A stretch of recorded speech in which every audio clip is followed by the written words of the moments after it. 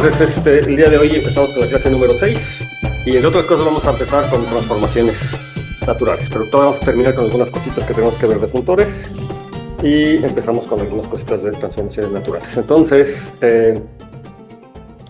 una definición muy importante que va a ser de mucha utilidad, sobre todo en el futuro cuando veamos límites y colímites, es la de diagrama, pero se empieza a utilizar ya desde ahorita, entonces más vale introducirla de una vez. Voy a introducir primero lo que es un diagrama, algunos ejemplos, y luego vamos a utilizar ya comúnmente este lenguaje. Cuando entremos a límites y colímites lo vamos a utilizar mucho más, y luego de ahí para el real van a ver que los diagramas son casi todo un teoría de categorías y son muy importantes. Es básicamente una forma muy particular de identificar a ciertos funtores. Entonces, ¿qué es un diagrama?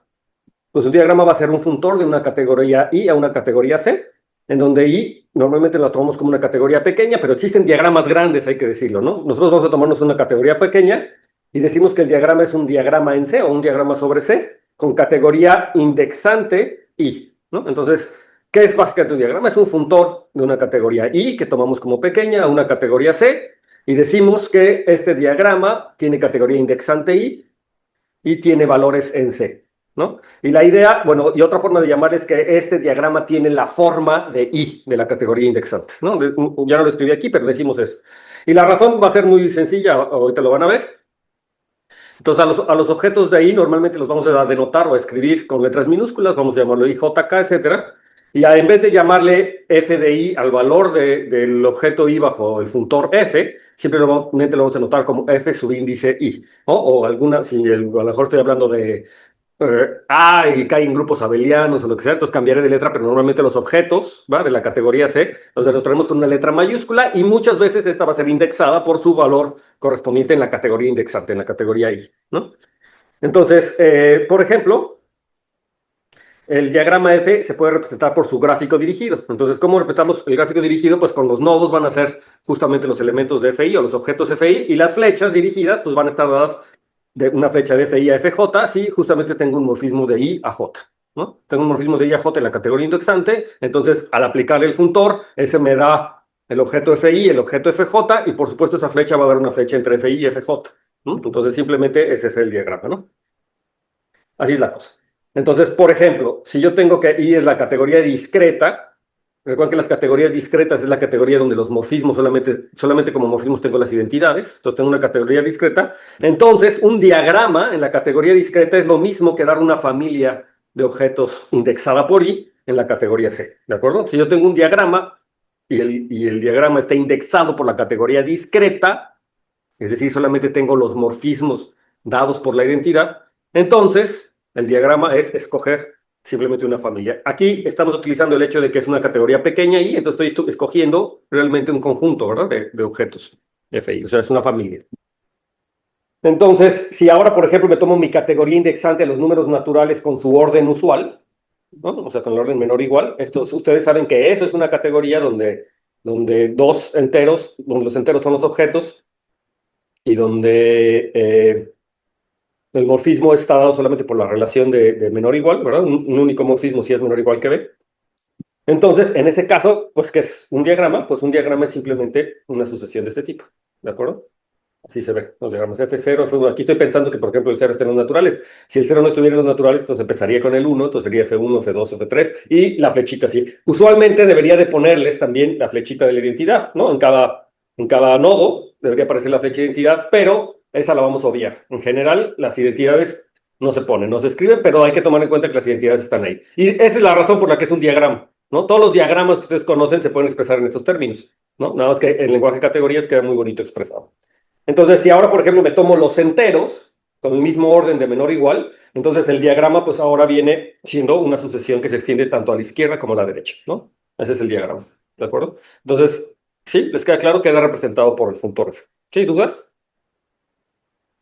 Entonces, ustedes deben de convencer que de hecho cualquier diagrama se puede ver así. Hay diagramas que aparecen un montón, por ejemplo ¿no? Me voy a tomar los enteros indexados, digo, mi categoría indexante va a ser los números naturales con su orden menor o igual, y entonces vamos a construir el funtor que va de esta categoría a la categoría de anillos conmutativos con 1.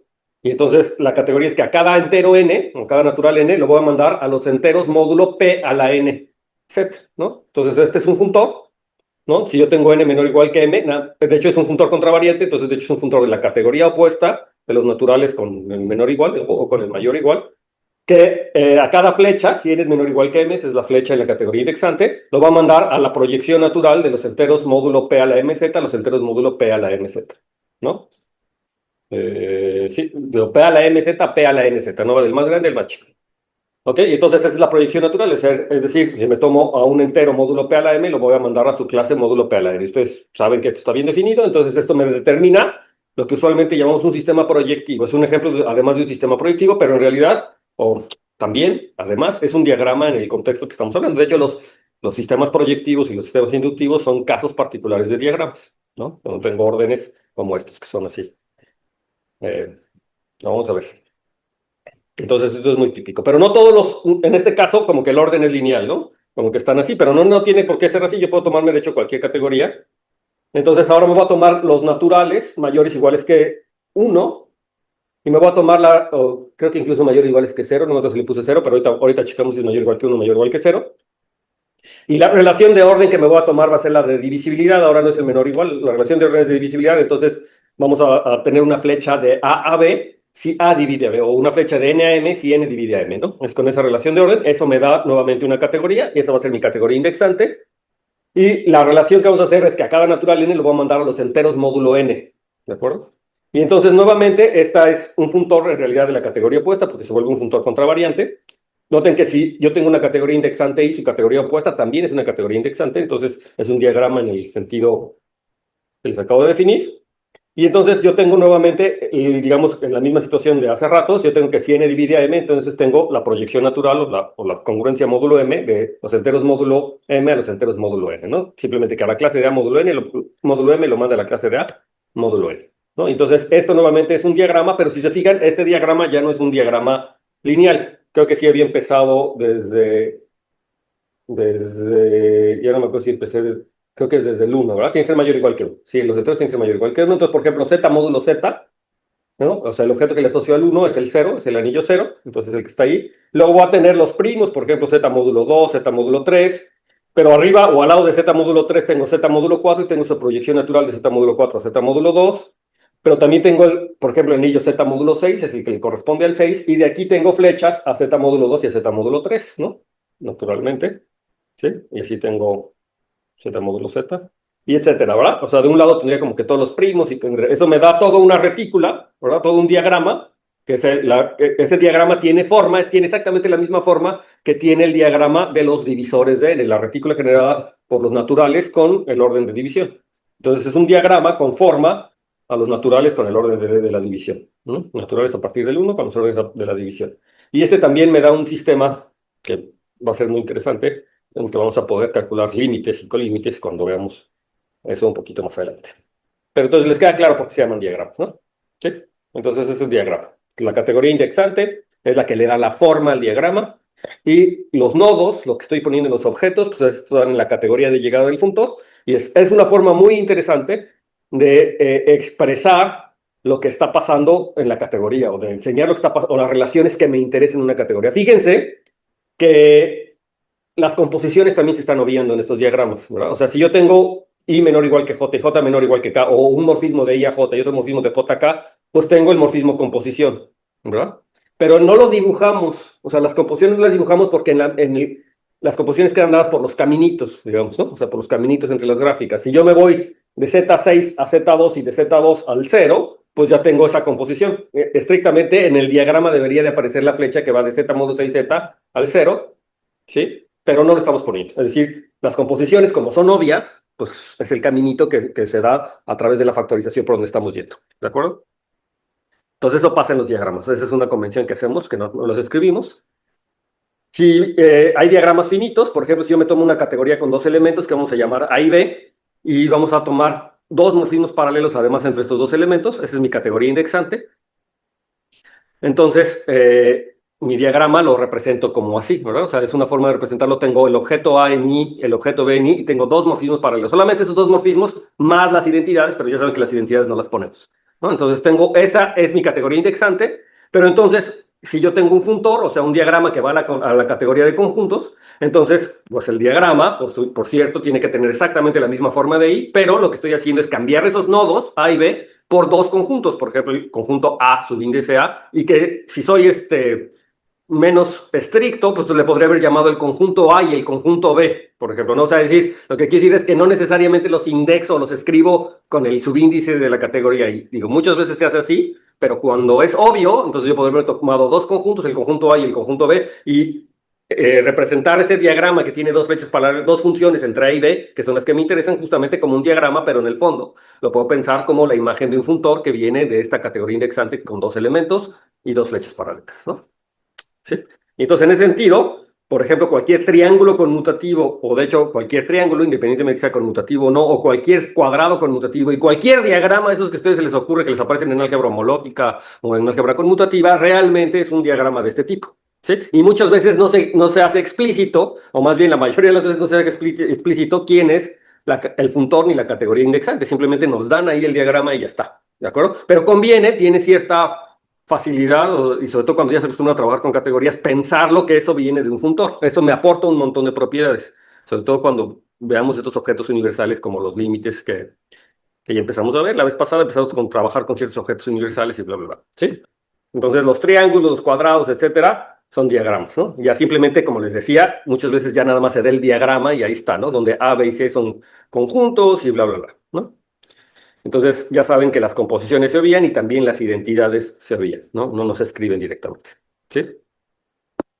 ¿Sí? ¿Les queda clarísimo que es un diagrama? ¿Les queda clarísimo que aparecen en un montón de lados en las matemáticas, en todos lados? ¿Sí? Pues, es decir, entre nodos puede haber un montón de flechas, ¿no? Entre nodos puede haber un montón de flechas, ¿de acuerdo?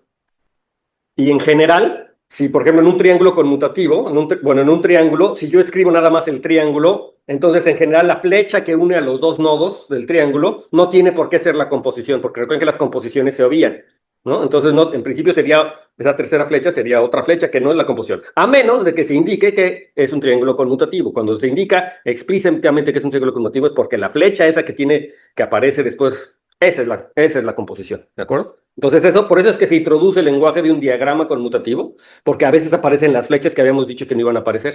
Y entonces, como aparecen, entonces tenemos que ponerle, ojo, ese no es un diagrama cualquiera, sino esa flecha que estoy poniendo ahí, sí es la que hace la composición, la que me realiza la composición, es decir, conmuta, ¿de acuerdo? Entonces, si no se dice que conmuta, es otra flecha, o podría ser o no la de la composición, simplemente muchas veces, el punto es que muchas veces no sabemos si conmuta o no, entonces una flecha que aparece ahí, pero cuando decimos conmuta, conmuta es porque está ahí. Si no ponemos la flecha, por ejemplo, aquí en las líneas o así, es porque además estamos asumiendo que tiene la flecha en la composición, ¿ok? Está clarísimo, ¿no? Sí. Ok. Entonces, este es un ejemplo, ¿no? De algunos objetos que aparecen en la teoría de categorías y que aparecen en muchas categorías y que quedan muy bien expresados en términos de diagramas y en particular de límites, pero todavía no vemos límites, entonces voy a introducirlo así. Entonces, por ejemplo, me voy a tomar dos categorías y voy a definir lo que es el producto de dos categorías. Entonces el producto, ya no lo borré, lo había puesto como un diagrama, pero lo quité porque me tenía que meter en cosas que no quería ver ahorita, pero ahorita se los comento. Entonces voy a definir lo que es el producto de dos categorías simplemente. Entonces no va a tomarme dos categorías C y D, y entonces definimos el producto de dos categorías, y entonces para definir esta categoría necesito decir quiénes son sus objetos y quiénes son sus morfismos.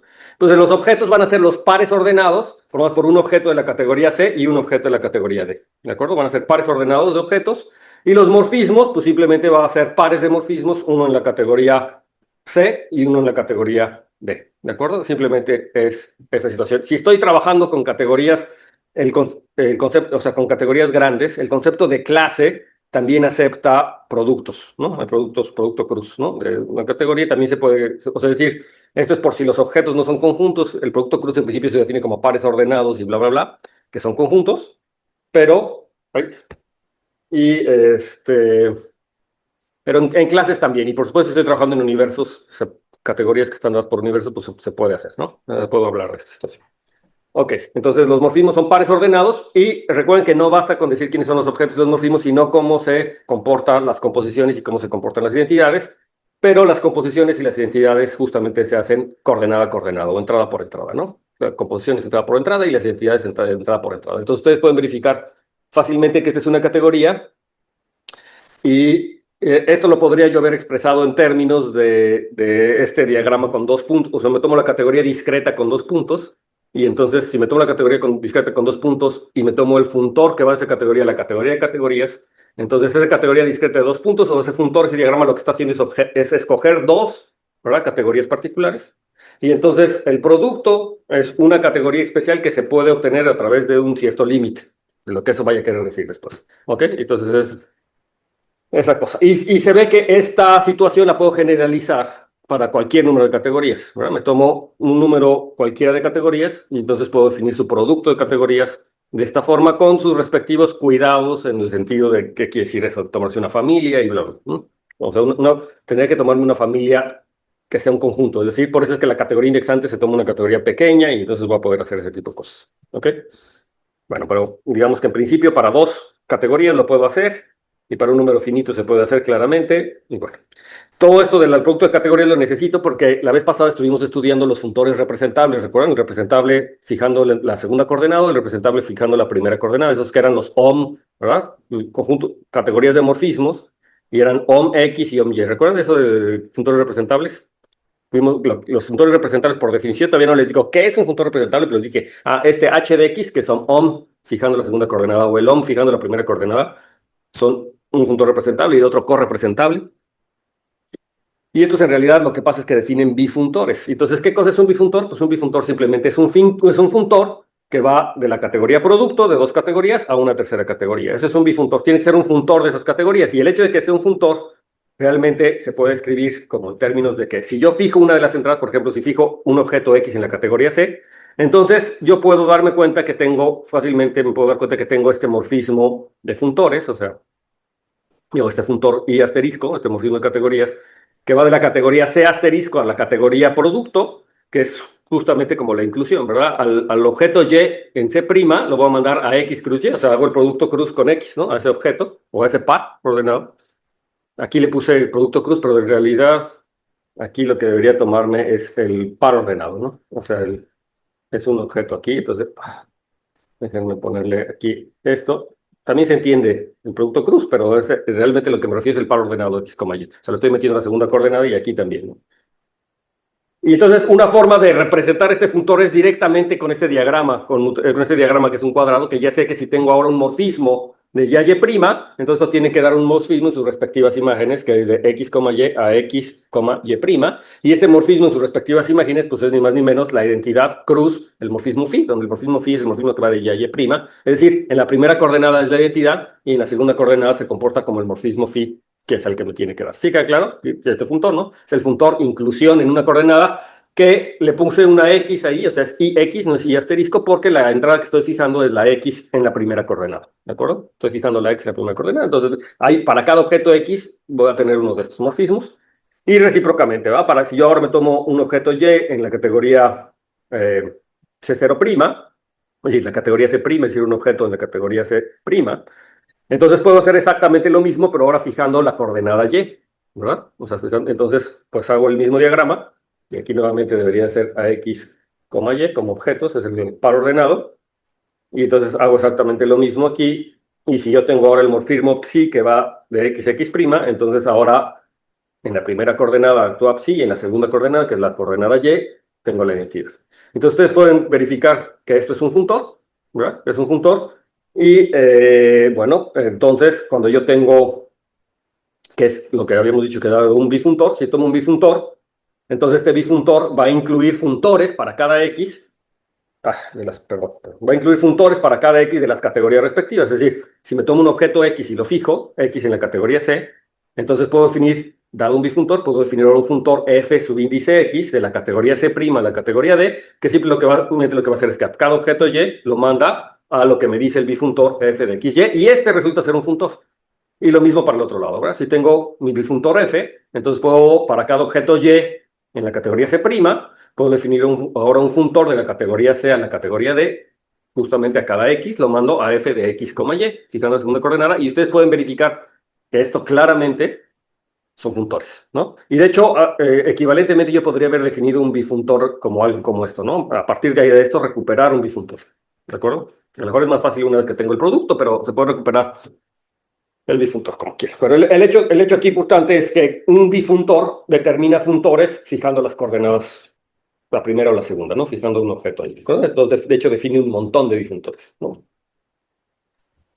¿Sí? Y entonces, en la clase pasada habíamos visto justamente estos homomorfismos. Yo tomo los homomorfismos en una categoría C, entonces resulta que esto me da un bifuntor justamente de la categoría C opuesta a la categoría C, a la categoría de conjuntos, ¿verdad? Porque justamente lo que está haciendo es que me tomo dos objetos, uno en la categoría C opuesta y otro en la categoría C. Me tomo la opuesta porque uno de ellos es contravariante, ¿verdad? ¿No? ¿Recuerdan cuando me tomo la segunda coordenada, ¿verdad? Resulta ser contravariante, fija. Y entonces tengo un funtor de la categoría C opuesta, cruce a la categoría de conjuntos y este es un bifuntor, ¿no? Y entonces este bifuntor justamente es el bifuntor que induce fijando la coordenada X, fijando la coordenada, la segunda coordenada o la primera coordenada, me induce los funtores OM que habíamos visto la vez pasada. Entonces estos funtores OM, fijando las coordenadas, los funtores representables representados por X, por Y en este caso, a lo mejor algunos de ellos debí de haber llamado Y, no X a los dos, porque uno entra en la segunda coordenada y otro entra en la primera, los de aquí, por aquí. Lo voy a llamar Y para que no piensen que es necesariamente el mismo objeto. Entonces, estos funtores son los que provienen del bifuntor. ¿No? Es un bifuntor. ¿Ok? ¿Sí? ¿Es que claro? Son funtores.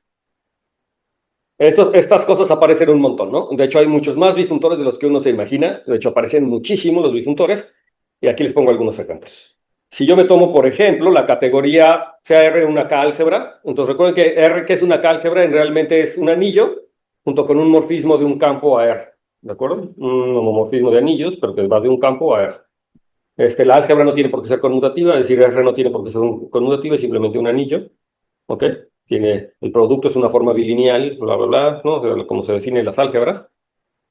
Y entonces, de hecho, yo tengo el bifuntor producto tensorial, que es un bifuntor que va de la categoría de módulos con coeficientes en R, pero en este caso los módulos derechos, ¿verdad? Si no estoy asumiendo que R sea conmutativo, entonces tengo que considerar módulos derechos por un lado, entonces es mod R op son los módulos derechos y mod R son los módulos izquierdos, o sea, conmutación por la derecha y conmutación por la izquierda. Y entonces el producto tensorial me define un funtor a la categoría de K-módulos. ¿Ok? Por ejemplo, ahí les voy a dejar de tarea que vean cómo es este funtor y que vean que en efecto me determina un bifuntor la categoría de K-módulos. Quiere decir que si yo fijo una coordenada o fijo la otra, obtengo particularmente dos funtores, ¿no? En las categorías correspondientes. También lo mismo pasa con OM, ¿no? En este caso, de los módulos, la categoría opuesta de los módulos sobre R, la categoría cruz módulos de R, la categoría de módulos sobre K, ¿no? Entonces se los dejo aquí de tarea para que hagan los detalles y vean y se convencen que en efecto tengo bifuntores que a su vez me da funtores. Aquí no estoy asumiendo que mi anillo sea conmutativo. Bueno, en el caso que sea conmutativo, entonces los módulos por la derecha y los módulos por la izquierda, pues son compatibles, ¿no? Son isomorfos. ¿Ok? ¿Dudas? Entonces aparecen en un montón de lados los bifuntores. ¿Ok? Productos tensoriales. Bien. Ahora, el punto aquí es que vamos a dar un paso de abstracción todavía un poquito más grande, pero es muy útil. Entonces, en realidad, lo que tenemos hasta ahora es lo siguiente, ¿no? Hicimos primero, yo tenía mis categorías, entonces definimos las categorías, que es la primera abstracción, ¿verdad? Que yo tengo objetos en las categorías y luego tengo morfismos entre las categorías y los entendemos así a ese nivel, ¿no? Esa es la primera abstracción. Entonces tengo muchos ejemplos, la de espacios topológicos, la de espacios vectoriales, la de bla, bla, bla. Y entonces luego vimos que los morfismos en categorías lo que me están ayudando es a comparar mis objetos. Definimos isomorfismos y la composición y bla, bla, bla, que es lo que es la estructura de categoría, ¿no? Entonces vimos que esas estructuras se repiten en todos los ejemplos de matemáticas que conocemos, en casi todos los ejemplos de matemáticas que conocemos. Y en los que no, claramente podemos decir por qué no, ¿no? Entonces, pues si me tomo espacios de Banach, si me tomo espacios topológicos, tengo forma de comparar mis objetos. Pero luego nos hicimos la misma pregunta, es que este objeto que estoy definiendo, esta categoría, también me gustaría compararlos y entonces definimos los funtores entre esos objetos, o sea, funtores entre categorías, ¿no? Y definimos cómo componer funtores, bla, bla, bla, ¿de acuerdo? Entonces, pues ahora tenemos como la categoría de categorías y sus morfismos, que son los funtores. Y vimos que forma una categoría. Si quieren tomarnos categorías en un universo, lo que quieran, ¿no? Para no generar problemas, pero tengo esa situación, ¿no? Tengo categorías y tengo formas de comparar categorías que se llaman funtores. Pero el siguiente paso es que también nos gustaría comparar funtores. También hay forma de comparar funtores y es un concepto sumamente útil. Se empieza a volver abstracto porque uno empieza a ver que y ya no hay fin, ¿no? O sea, no hay fin, y de hecho no hay fin. Pero entonces ahora voy a definir una nueva categoría o queremos entender a los funtores como una nueva categoría. Entonces, en particular, puedo hacerlo de varias formas. Puedo fijar dos categorías y fijarme en todos los funtores entre esas dos categorías, ¿sí? Y ustedes pueden darse cuenta que todos esos funtores entre dos categorías determinadas, pues unos pueden ser muy similares a otros o unos hacen lo mismo que los otros.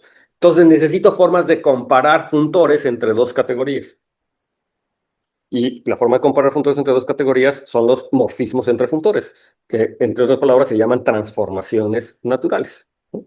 Entonces, si sé que una transformación natural debería tener un montón de información, así se ve, ¿no? Porque me tomo dos categorías, me tomo dos funtores, que de por sí los funtores ya tienen mucha información entre las categorías, me mandan objetos en objetos, morfismos en morfismos, pero ahora quiero comparar funtores, ¿sí ven? Ahora tendría que decir para cada morfismo cómo se comporta esa comparación entre funtores y para cada objeto, para cada objeto cómo se comporta y para cada morfismo cómo se comporta y debería haber alguna regla de compatibilidad. No sé si su intuición ya se vaya despertando. Parece abstracto a primera vista, pero es mucho más común de lo que creen también. O sea, es decir, estoy seguro, si, los que ya han visto de categorías, pues seguro que ya lo saben, ¿no? Pero los que apenas están aprendiendo esto, aunque no lo sepan, en su carrera de matemáticas ha aparecido muchísimo estas transformaciones naturales. Les han aparecido mucho en su carrera. Y a lo mejor se las han mencionado, pero no se han detenido a pensar, porque pues si están aprendiendo topología de conjuntos o geometría diferencial, pues entonces el interés está en entender las estructuras de la geometría diferencial y no la estructura en fondo, ¿verdad? Pero les han aparecido estas transformaciones naturales. Pero la idea es muy simple, simplemente estudiar morfismos entre funtores. Entonces lo primero que vamos bueno, esa es la primera forma. Y la otra forma es tratar de tomarme como todas las categorías y tomarme los funtores entre todas las categorías, o sea, funtores posibles entre pares de categorías. Es decir, no fijo nada más dos categorías, sino me tomo todos los funtores posibles y ver si puedo comparar funtores así, ¿no? Como que quisiera decir comparar funtores por ahí, aunque cómo está la cosa, ¿no? Es decir, es otro nivel. Ahorita vamos a ver qué es eso. Entonces, ok. Entonces, primero vamos a hacer esto. Vamos a fijar dos categorías y vamos a tomar dos funtores entre ellas, ¿no? Que entonces mis dos funtores se van a llamar F1 y F2. Tienen el mismo dominio, la misma categoría de dominio y la misma categoría de codominio.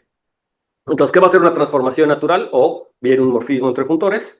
Pues va a ser dado por lo siguiente. Lo voy a anotar por una flecha, va a ser teta, porque ya estoy haciendo, y por una flecha, porque ya estoy haciendo énfasis en que me va a dar una categoría, entonces esta flecha es simplemente una forma de representar lo que es, ¿verdad? ¿Sí? Es una forma de representar lo que es. De alguna manera estoy diciendo que va a ser, el dominio va a ser F1 y el codominio va a ser F2, pero va a ser una flecha. ¿Y en esta flecha de qué va a consistir? Pues va a consistir de varias cosas. Entonces, lo siguiente. Entonces, lo primero que les decía, tengo que decir cómo se debe comportar eso para cada objeto. Entonces, si yo me tomo un objeto en la categoría C, entonces yo tengo por un lado F1 de X, porque F1 es un funtor en la categoría C, y tengo F2 de X, porque F2 es un funtor en la categoría.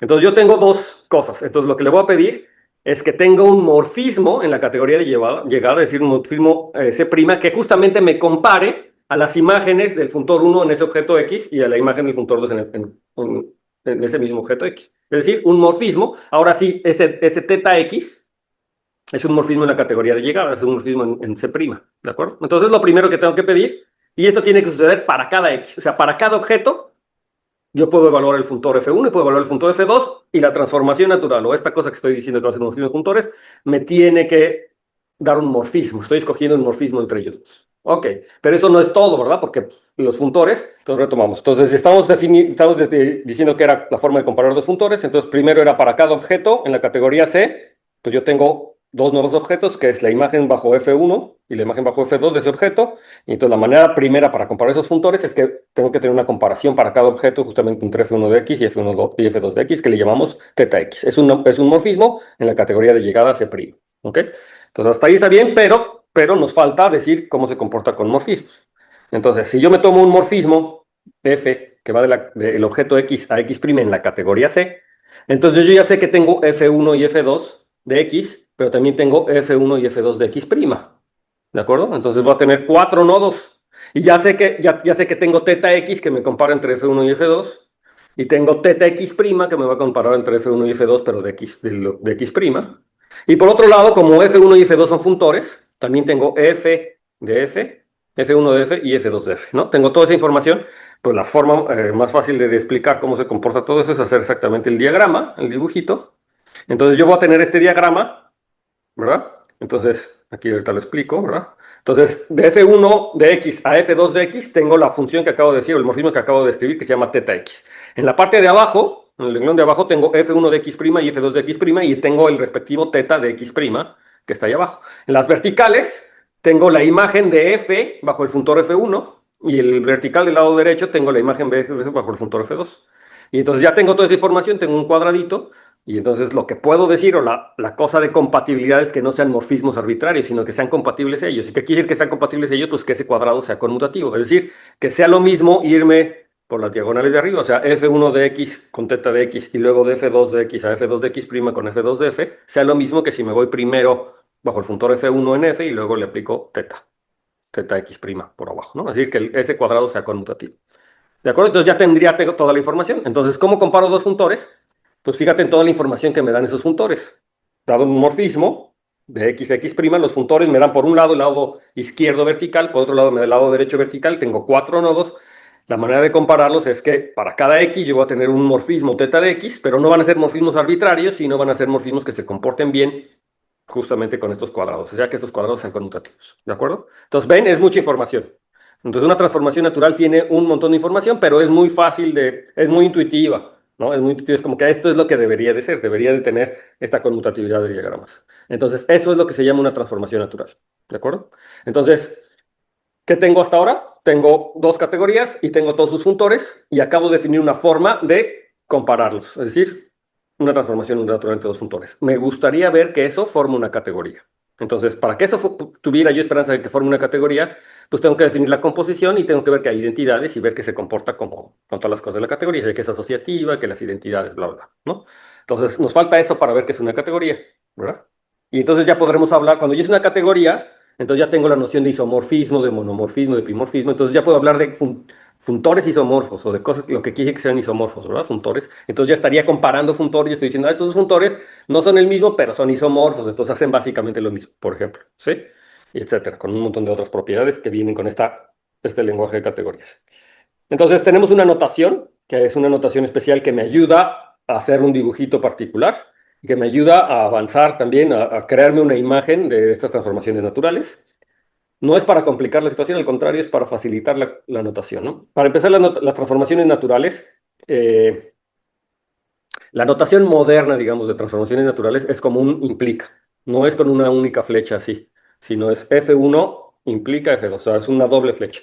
Y eso tiene que ver con las nociones de dos categorías, etcétera. Ahorita les voy a decir un poquito de eso, pero tiene que ver con eso. Pero digamos que la notación moderna para hacer ese énfasis es con una flecha. Lo voy a escribir ahorita con una flecha aquí, la transformación natural, pero enseguida lo vamos a empezar a trabajar con dos flechas.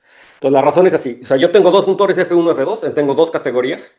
Y entonces, pues un funtor lo pongo por arriba y otro funtor lo pongo por abajo, ¿no? Esos son los funtores entre las categorías. Entonces, como yo lo que quiero comparar es el funtor F1 y F2, entonces, pues lo que me conviene es escribir la flecha como vertical, que me compare con F1 y F2. O sea, la transformación lineal, digo, la transformación natural es una flecha que va de F1 a F2. Y entonces la pongo así, por eso se pone con doble flecha, les digo, ¿no? Entonces esta la vamos a llamar θ. Esa es mi transformación natural. Y recuerden que lo único que estoy diciendo es la transformación natural, o en el lenguaje ya condensado de los diagramas, lo que me está diciendo es que una transformación natural es esto. Ahora, siempre que tengo un morfismo de x a y, tengo este cuadrado que me induce el funtor F1 y el funtor F2, y los morfismos θ en x y θ en y que hacen que este cuadrado sea conmutativo, lo que les acabo de explicar, ¿no? Entonces, ¿qué está diciendo ese diagrama que le estoy poniendo aquí este diagramita que está aquí? Pues está diciendo, este diagramita que está aquí, justamente me está diciendo, pues lo que está diciendo ahí a la derecha, ¿no? Está diciendo justamente eso, ¿ok? Pero los morfismos entre funtores, es decir, las transformaciones naturales, usualmente, o en el lenguaje moderno, se ponen como una doble flecha, ¿no? Y se ponen verticales, o sea, de F1 a F2. O sea, digamos, este diagrama es muy sugestivo, ¿no? Tengo dos categorías, tengo dos funtores, y los morfismos entre funtores se ponen así, ¿sí? Es una transformación natural. Ahorita vamos a ver ejemplos, pero para introducir la notación. Bueno, entonces, con esta notación es fácil también decir lo que es la composición de dos funtores. Y de hecho hay dos formas de componer funtores. Ahorita vamos a ver. Entonces, la composición de dos transformaciones naturales es nuevamente una transformación natural. Y hay una transformación natural identidad. Entonces, eso es lo que quiere decir, ¿no? O sea, si van a hacer una categoría, voy a poder componer transformaciones naturales, y también hay una transformación natural identidad, ¿no? Entonces, la cosa está así. Entonces, primero, este es un tipo de composición, porque recuerden que los funtores se pueden componer horizontalmente. Entonces, esa es la primera composición que vamos a ver, una composición horizontal. Entonces, me voy a tomar tres categorías, C, D y W, y me voy a tomar funtores, primero F1 que va de C a D, G1 que va de D a W.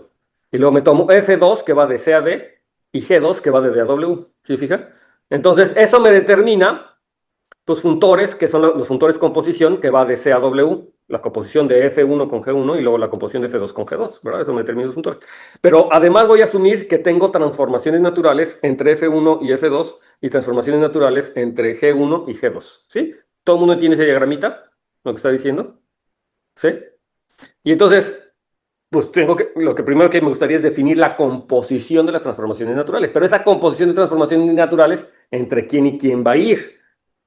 ¿Verdad? Pues se entiende que sería como compactar ese diagrama, ¿verdad? Siempre cuando yo hago composiciones, lo que está en medio me lo chuto, ¿verdad? Lo que está en medio no se ve, o sea, sí se ve, pero en las entrañas, ¿no? No se ve a simple vista. Entonces, esto me va a dar, entonces, si yo hago la composición de mis funtores, entonces yo voy a tener las categorías C y W y tengo las composiciones respectivas de los funtores de arriba con los funtores de abajo. Y entonces quiero una transformación natural entre la funtor de composición F1 compuesto con G1 y el funtor de composición F2 compuesto con G2. Y esta transformación natural pues es ni más ni menos que la composición de teta y lambda. Y entonces, ¿cómo debería funcionar? No lo puse, se me fue la luz otra vez. Otra vez, se va a ir la internet. Se va a ir la internet, pero esperemos que regrese pronto. Si no, ya saben, me conecto con mi celular, pero vamos para que regrese. Entonces, mientras regrese, síganse moviendo para que yo vea que sí están ahí. Entonces, ¿quién es la composición? Pues la composición tendría que definirse nuevamente en los respectivos objetos, pero ustedes ven que si yo continúo este diagrama, ¿verdad? Ahora lo pongo con F1, F2 y lo pongo ahora G1 y G2, ¿verdad? O sea, pongo también G1 y G2 aquí al lado con las respectivas categorías, la composición, o sea, el continúo, ¿verdad? Ustedes ven que les va a quedar un diagramota que también para cada X me va a dar un morfismo de la composición a la composición, ¿verdad? Y para cada G me va a dar un morfismo. En este caso lo tendré que agregar abajo si no me recuerdo, ¿verdad? Bueno, es F1 compuesto con G1. Ajá, o sea, es cosa que hagan el diagramita con la composición de funtores y que vean que entonces me determina realmente para cada X. Entonces yo voy a tener ahora una función que va de G1 compuesto con F1 en X a G2 compuesto con F2 en X. Y entonces la transformación natural que va a venir dada ahí va a ser dada por la composición del teta X de teta con el lambda X, ¿no? O sea, la teta compuesto con lambda en X es teta X compuesto con lambda X, ¿de acuerdo? Como debería de ser. ¿Sí? ¿Sí lo ven? No lo escribí aquí porque creo que es más difícil escribirlo que verlo, ¿no? En el dibujito. O sea, creo que si entendieron cómo funciona la asignación, para cada X debería tener la transformación natural lambda teta en X, y eso simplemente es la composición de teta X, que ya la tengo, con lambda X. ¿Sí? Lo que debería de ser. Entonces eso me da lo mismo para los morfismos, se respetan los morfismos y me queda la composición de transformaciones naturales, la composición horizontal, digamos, de transformaciones naturales. Pero la nota es que también tengo yo una composición vertical, ¿no? Y entonces la composición vertical, ¿sí les quedó claro dudas hasta aquí? Hay que completar el diagramita, se los dejo de tarea que lo hagan, eso es fácil. Pero está la composición vertical también. Entonces la composición vertical es que ahora yo me voy a tomar dos transformaciones naturales entre primero F1 y F2 y luego F2 y F3. Sí, ahora no estoy cambiando las categorías, sino las categorías C y D están fijas, pero tengo el funtor F1 entre la categoría C y D y tengo el funtor F2 entre la categoría C y D y tengo F3 entre la categoría C y D. Entonces vamos a suponer que tengo una transformación natural de F1 a F2 y tengo una transformación natural de F2 a F3. ¿Sí? Entonces el diagrama ya habla solo, ¿verdad? El diagrama ya le está diciendo qué es lo que está pasando. ¿Sí ven? Lo que fijé son las categorías. Hace rato me fui horizontalmente y ahora tengo tres funtores que quiero componer las transformaciones naturales. Ahora no compongo los funtores, no puedo componer los funtores, pero las transformaciones naturales sí las puedo componer, de todas maneras. Entonces ahora las podemos componer verticalmente para tener ahora una transformación natural entre F1 y F3, ¿verdad? Que resulta también nuevamente ser la composición de estos objetos, ¿de acuerdo? Entonces, hacer la composición de estas transformaciones naturales. Entonces, fue una BF3. Y les voy a dejar aquí como ejercicio que hagan exactamente, que me digan quién es teta lambda en X y cómo se comporta con un morfismo de X a Y. ¿Ok? Que lo escriban. Este tipo de cosas solamente se entienden cuando uno se siente a escribir el detalle, ¿no? Entonces hay que hacer el esfuerzo de escribir el detalle y ya van a ver, ah, ya sí, horizontalmente así funciona, verticalmente así funciona, ¿ok? Entonces tengo, digamos que dos formas de componer transformaciones naturales, una horizontal, una vertical. Digamos que esta composición sería la composición en cuando yo fijo mis dos categorías, ¿no? C y D, ¿no? Y la otra estoy permitiendo una tercera categoría, ¿no? Una tercera categoría, pero entonces eso tengo aquí. Ok, entonces ahora ya tengo las composiciones y de hecho ya tengo la composición para que sea una categoría, que es esta realmente, y ahora me falta decir si tengo un funtor de identidad, digo una transformación natural de identidad. La transformación natural de identidad tendría que ir del mismo funtor al mismo funtor, y pues sí, ¿verdad? Tengo la transformación natural de identidad, pues aquí el diagramita para transformación natural de identidad es que yo tengo el morfismo de X a Y, tengo f de X, que sería mi F1, pero también tengo f de Y, que sería mi F2, pero es la misma F, ¿verdad? Porque tengo F y F.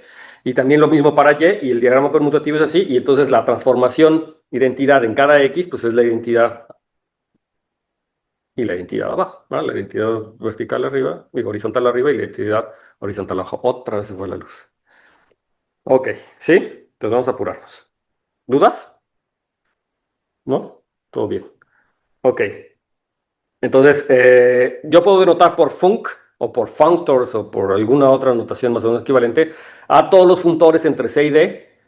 Y hay que checar que es una categoría, es decir, que es asociativa, la composición y que se comporta bien con las identidades, que es inmediato, también es un ejercicio que lo tienen que hacer. Pero entonces, en efecto, esto es lo que me da una categoría que se llama la categoría de funtores entre la categoría C y la categoría D. ¿De acuerdo? ¿Sí? Entonces, en esta categoría, los objetos son ni más ni menos los funtores que tienen dominio C y codominio D, y los morfismos son justamente sus transformaciones naturales, ¿no? Entonces, a esas transformaciones naturales a veces se les llama morfismos entre funtores y otras veces simplemente transformaciones naturales. Pero una vez que ya sabemos que es una categoría, entonces puedo hablar de todas las cosas que hemos dicho de morfismos en cualquier categoría, porque esto es otra categoría, ¿verdad? Entonces puedo hablar de monomorfismos, epimorfismos, isomorfismos, de funtores, etcétera. Entonces, la anotación antes de pasar es que la categoría de todas las categorías, si quieren en un universo, entonces es un ejemplo de una dos categoría, de lo que se llama una dos categoría, ¿no? Donde, para que vean qué es lo que es, nos referimos más o menos con esto de dos categorías, tres categorías, cuatro categorías, etcétera, es que, por ejemplo, la parte cero, o la cero categoría, está dada por los objetos, digo, por las categorías, ¿no? Son sus objetos. Cat 0 son las categorías, son los objetos de la categoría. Cat 1 son los morfismos entre categorías, es decir, los funtores, ¿verdad? Y Cat 2 son los morfismos entre los morfismos, ¿sí?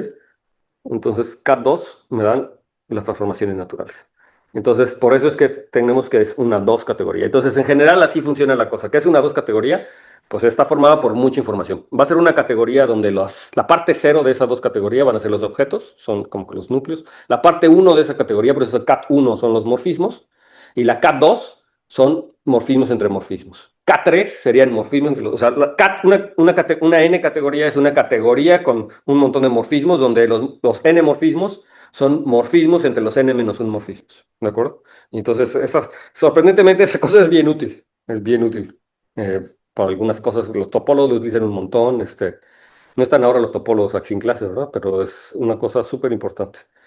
Todo Jacob Liu y toda esta gente están haciendo cosas de K-teoría, cosas súper interesantes, trabajan con N categorías. Entonces, ok, entonces ya tenemos esta nueva definición abstracta, ¿no? Empiezan a ver que se empieza a subir uno de nivel cada vez un poquito más.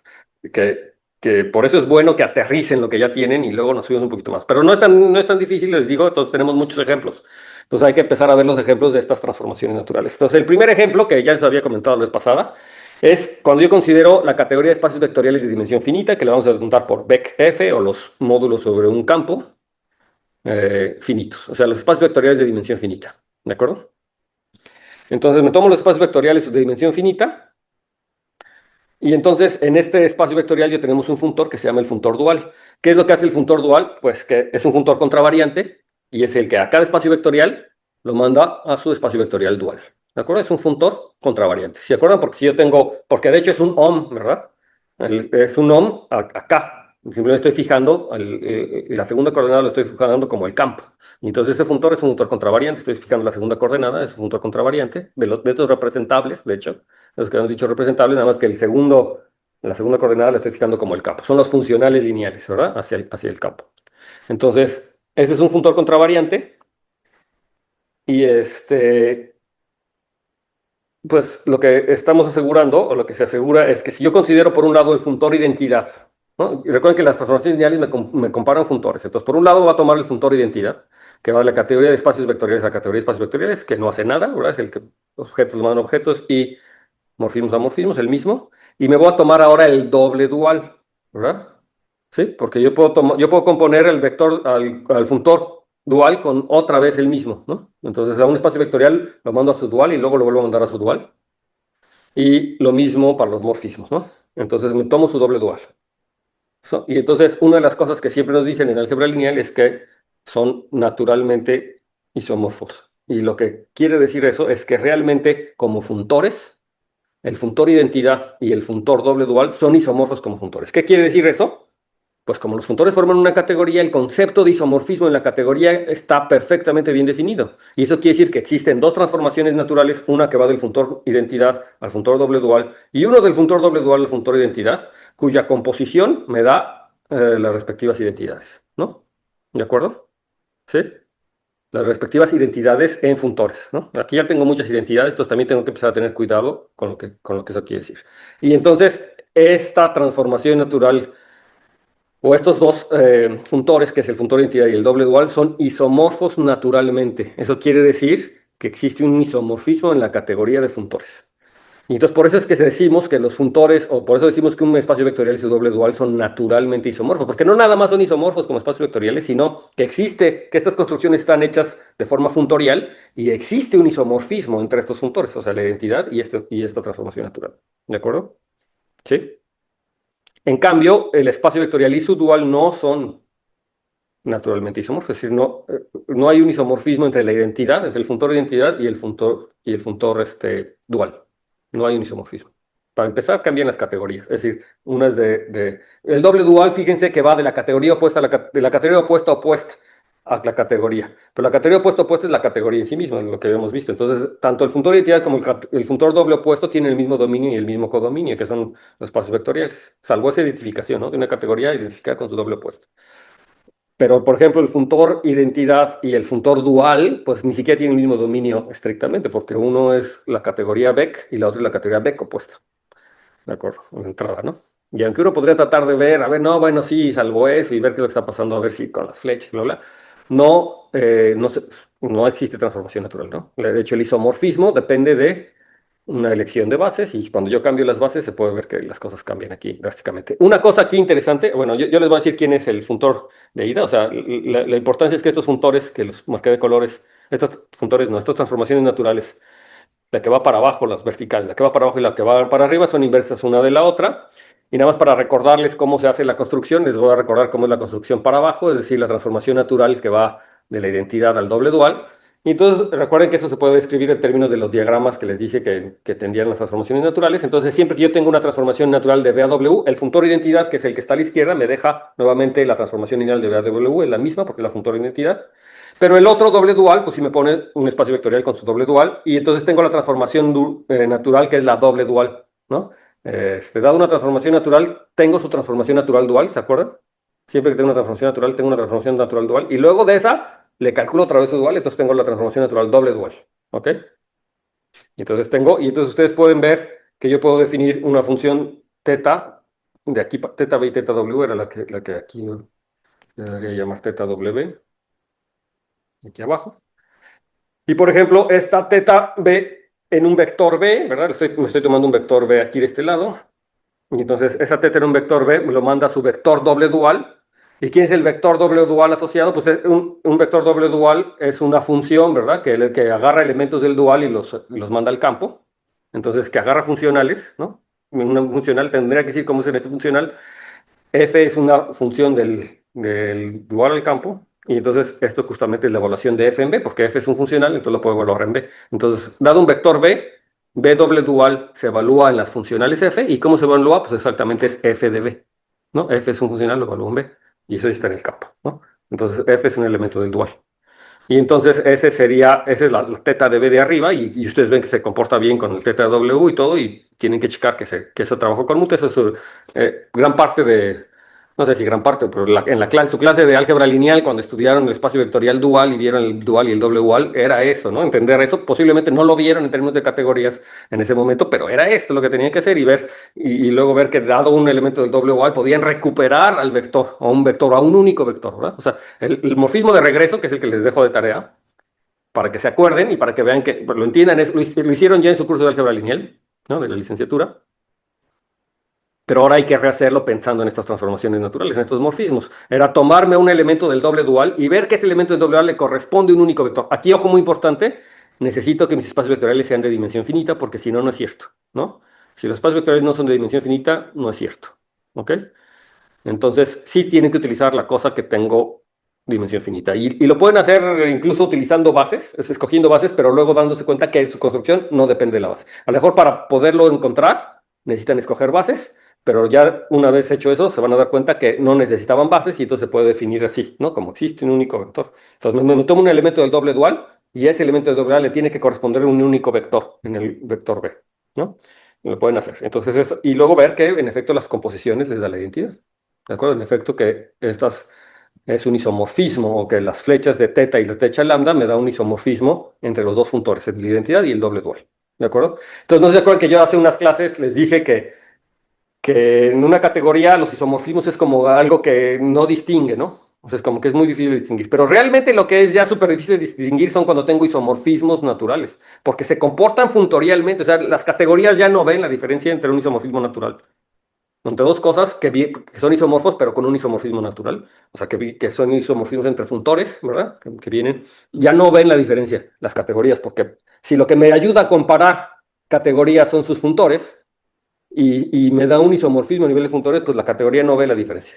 En cambio, los objetos que sean isomorfos, nada más, y no es un isomorfismo natural, pues sí se ve algo de diferencia. Y la prueba está entre B y B dual, ¿no? Aunque son isomorfos, y digamos, puedo pasar de un mundo al otro a través de un isomorfismo, eh, sí hay algo de diferencia, ¿no?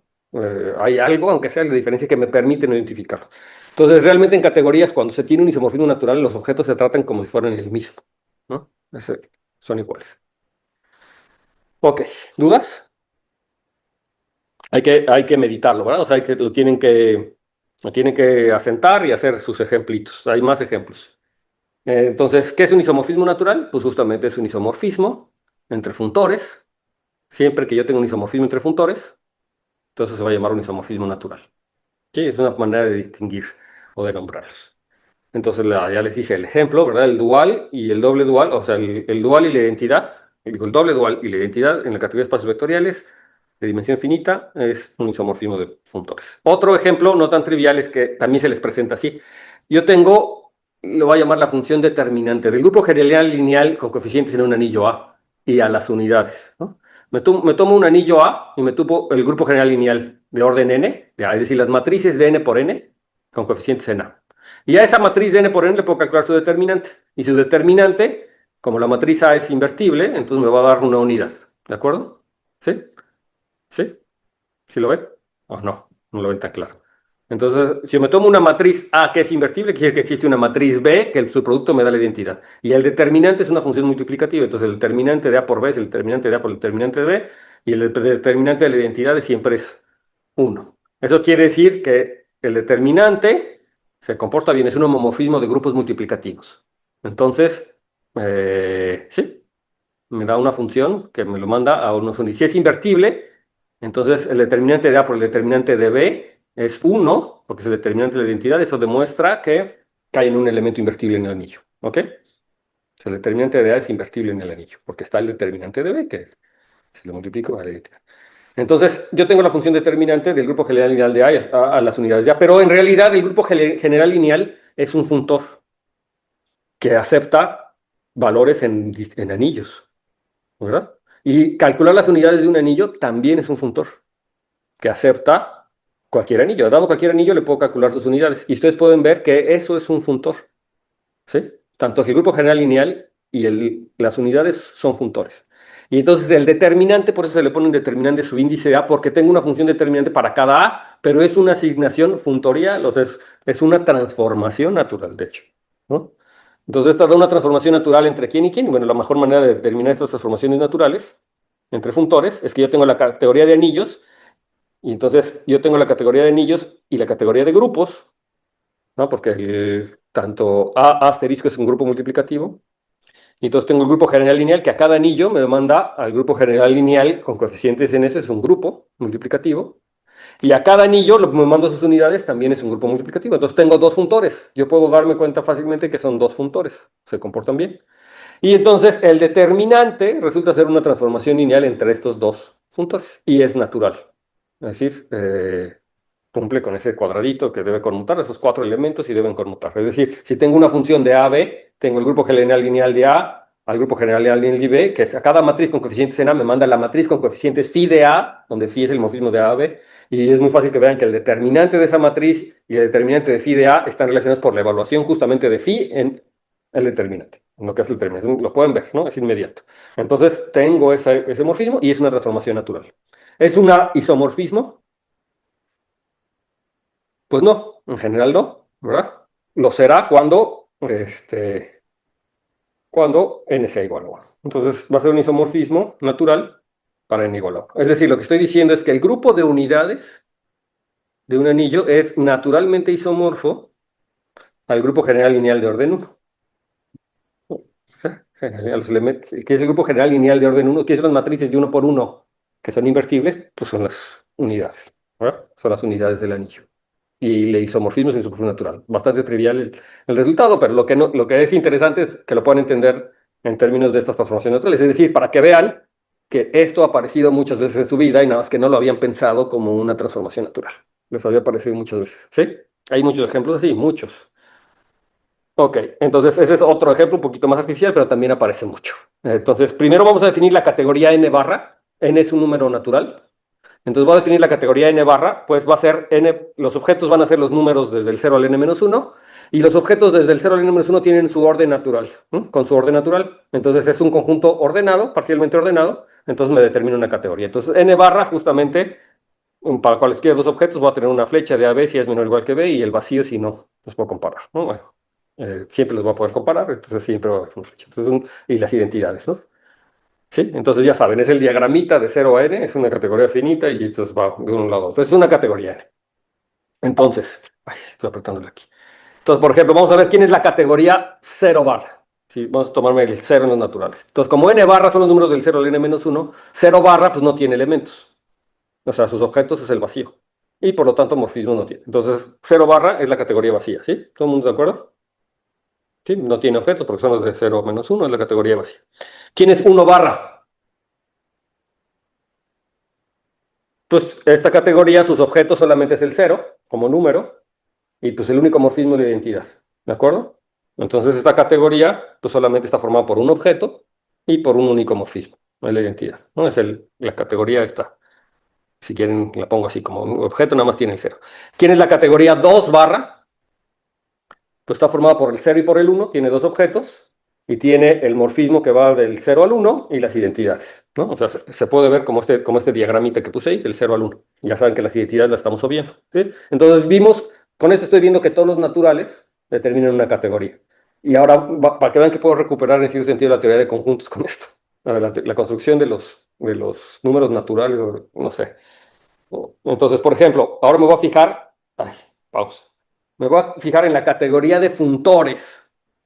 Ya me adelanté aquí, pero bueno, la categoría de funtores de 0 barra, o sea, la categoría 0 barra, la categoría 0 barra, a una categoría cualquiera C.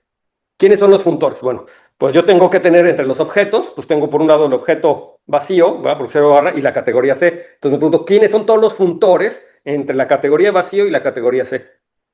Pero pues nada más tengo un funtor, ¿verdad? ¿Sí?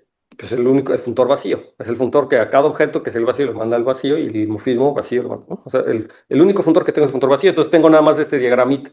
¿De acuerdo? Entonces es la categoría 1, si se fijan. Es la categoría justamente 1. Porque nada más tengo un funtor. ¿De acuerdo?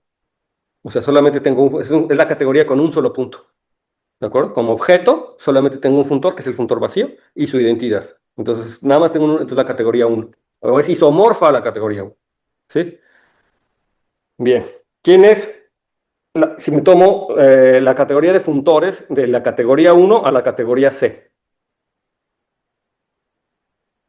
Entonces, nuevamente, tengo la categoría uno y la categoría C y quiero todos los funtores entre la categoría uno y la categoría C. Entonces, en particular, tengo que fijarme en los diagramitas o en los objetos que tengo aquí, en el diagrama que me termina la categoría uno, pero ya le puse la categoría uno, es la que tiene un único objeto, ¿verdad? Y la identidad. Y la categoría C, ¿qué es lo que está haciendo esto? ¿Qué es lo que está haciendo un funtor, digamos, de aquí, de la categoría uno a la categoría C?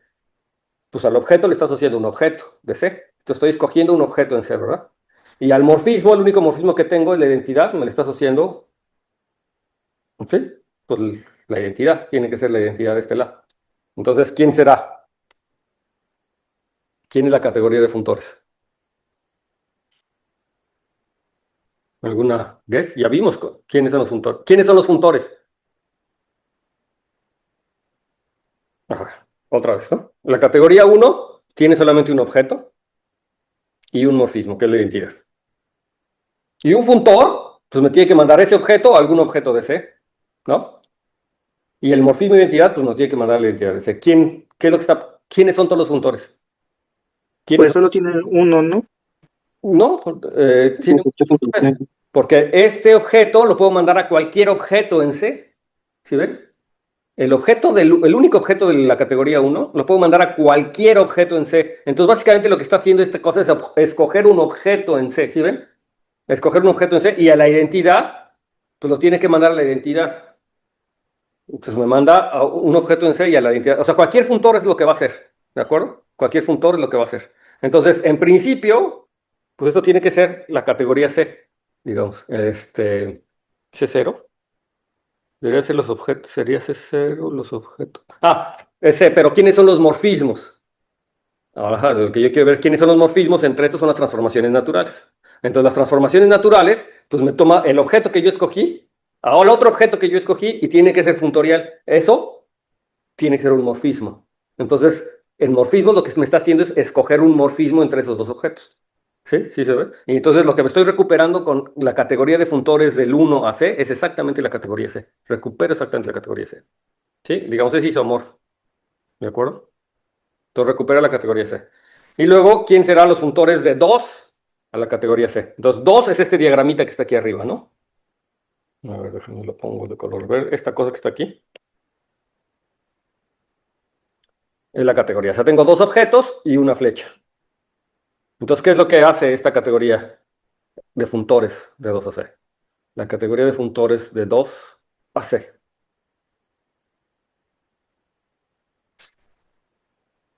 A ver. Piensen en voz alta, piensen en voz alta.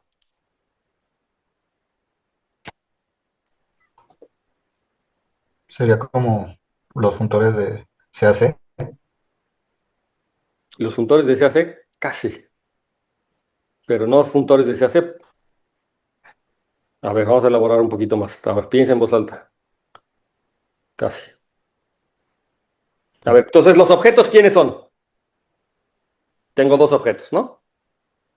Pero tengo un único morfismo entre ellos y las identidades. O sea, tengo el diagramita que está ahí, ¿no? Del 0 al 1 y sus identidades. ¿Ok? Entonces, la transformación natural, el objeto 0 me lo tiene que mandar a un objeto que lo voy a llamar C0. El objeto 1 me lo tiene que mandar a un objeto que lo voy a llamar C1 y ese morfismo me lo tiene que mandar un morfismo entre ellos. ¿De acuerdo? Entonces, cualquier funtor me toma a este par y me lo manda a un par C0, C1 y un morfismo entre ellos. Entonces, lo que está haciendo ese funtor es escoger un morfismo, realmente, ¿sí ven? O sea, ese funtor lo que está haciendo es escoger un morfismo entre dos objetos arbitrarios, ¿sí ven? Porque 0 lo puedo mandar a cualquier objeto, el 1 lo puedo mandar a cualquier objeto, y la única condición es que esa flecha vaya a dar una flecha entre ellos. Entonces, si no hubiera flecha entre esos dos objetos, no puedo tener ese funtor, porque los funtores mandan flechas en flechas. Entonces, realmente lo que estoy haciendo es escogiendo una flecha, es decir, un morfismo en la categoría C. Y luego puedo la propiedad de los morfismos para ver quiénes son las transformaciones naturales. Y lo que me voy a dar cuenta es que los morfismos van a ser los morfismos en la categoría de morfismos que habíamos dicho, de una categoría, esos cuadrados conmutativos. El cuadrado conmutativo que les había definido en la clase pasada en la categoría de morfismos es ni más ni menos el hecho de que esta cosa sea una transformación natural. O sea, que el morfismo sea una transformación natural. Entonces aquí lo que voy a obtener es la categoría de morfismos de la categoría C. ¿De acuerdo? Y entonces estoy obteniendo de esta forma. Entonces fíjense la utilidad, o sea, digo, como aparentemente una definición como inocente, estamos recuperando un montón de categorías y aprovechándonos de las transformaciones naturales, ¿no?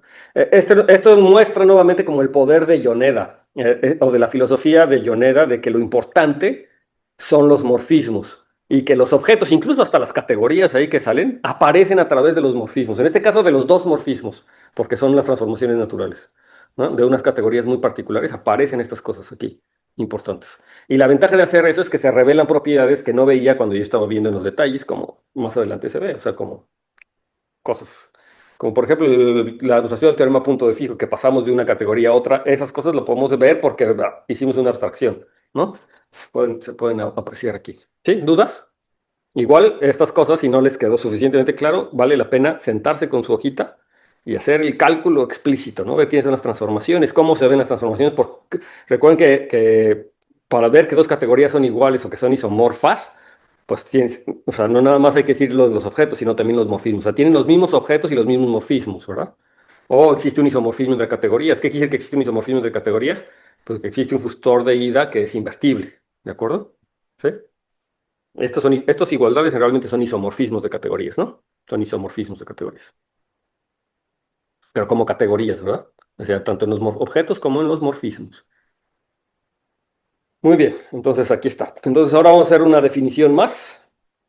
Y es una definición que ya también les había prometido desde hace rato. Les había dicho que el concepto de isomorfismo de categorías no era tan bueno por dos razones. Porque o dos categorías son trivialmente isomorfas como estas que estoy poniendo aquí, que claramente uno ve que tienen que ser isomorfas, entonces no hay mucho que decir.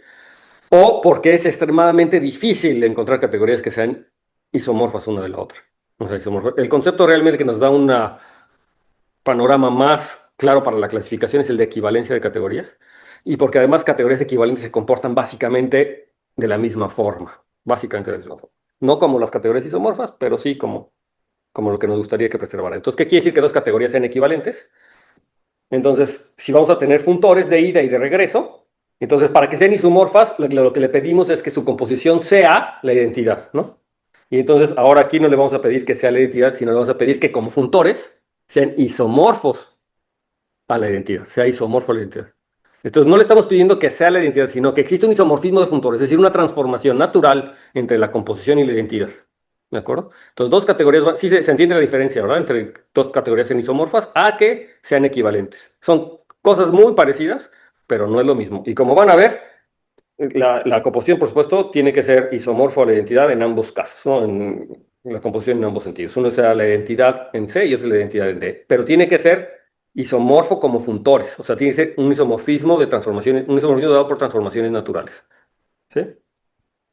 Entonces, decimos que F de C es un cuasi isomorfismo. No se les llama isomorfismo, sino se les llama un cuasi isomorfismo o una equivalencia. También, ¿no? Es un funtor, es una equivalencia de categorías. No le puse aquí equivalencia por alguna razón, pero es cuasi isomorfismo o equivalencia. Y por lo tanto, G es su cuasi inverso. No es su inverso, pero es su cuasi inverso.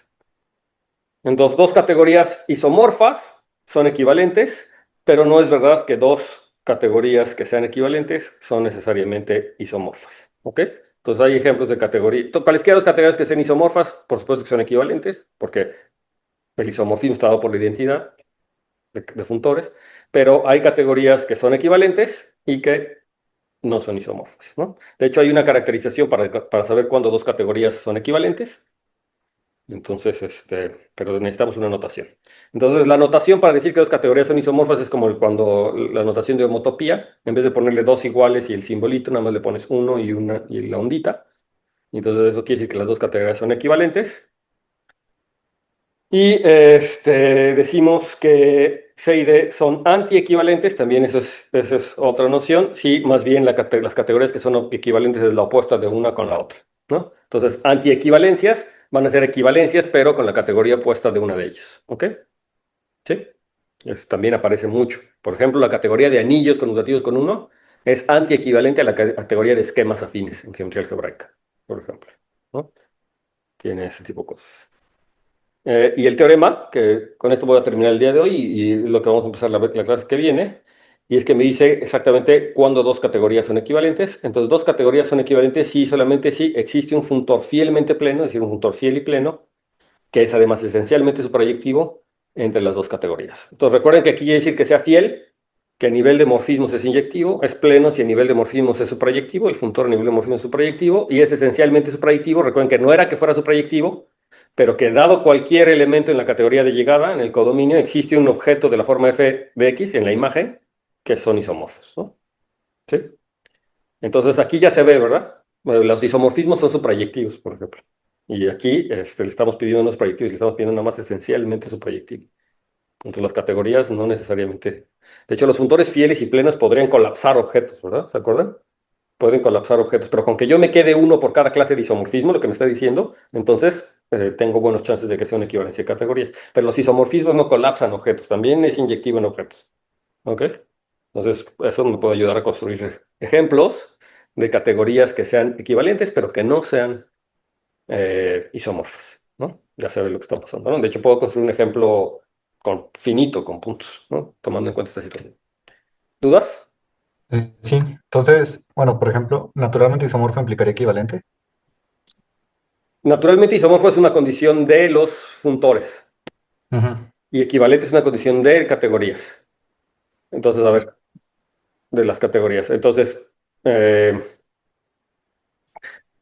yo entiendo que es como difícil, ¿va? Porque todas son categorías y tengo muchas categorías ahí involucradas, ¿no? Entonces, si yo tengo dos categorías, entonces naturalmente isomorfo es un isomorfismo, pero de funtores de funtores entre dos categorías, ¿no? De funtores entre dos categorías.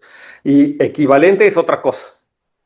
O sea, equivalente quiere decir, dos categorías son equivalentes si existen funtores de ida y de regreso, que ese funtor que se llama la composición, cuando me voy de ida y regreso, y la identidad son isomorfos, son naturalmente isomorfos. O sea, existe un isomorfismo natural entre ellos dos.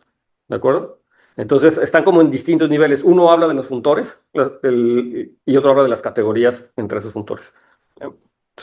Son como distintos niveles. Entonces, un isomorfismo natural es entre los funtores. Y los isomorfismos o las equivalencias son entre las categorías. Entonces, son cosas que están relacionadas, pero no. ¿Sí? Ok. O sea, no sé si eso respondió a tu pregunta, o sea, no. Sí, sí, Ajá.